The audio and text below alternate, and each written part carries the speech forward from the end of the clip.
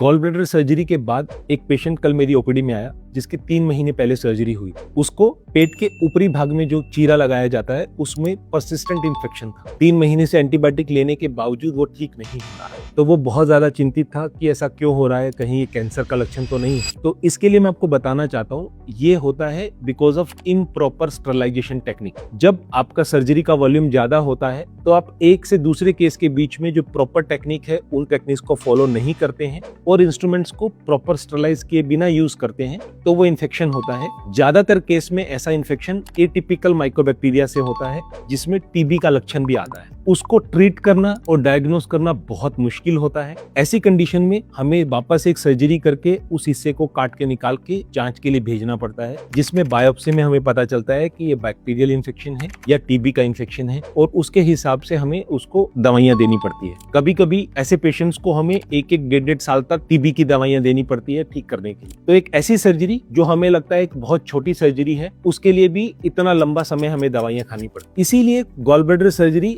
अलग अलग रेट्स में अलग अलग सेंटर्स पे अलग अलग डॉक्टर्स के द्वारा की जाती है। इन्हीं सब चीजों का शॉर्ट टर्म और लॉन्ग टर्म इफेक्ट भी पड़ता है। इसीलिए choose your doctor and centre wisely. This is Dr. Ashish Kumar Bansal. I am gastro and liver transplant surgeon.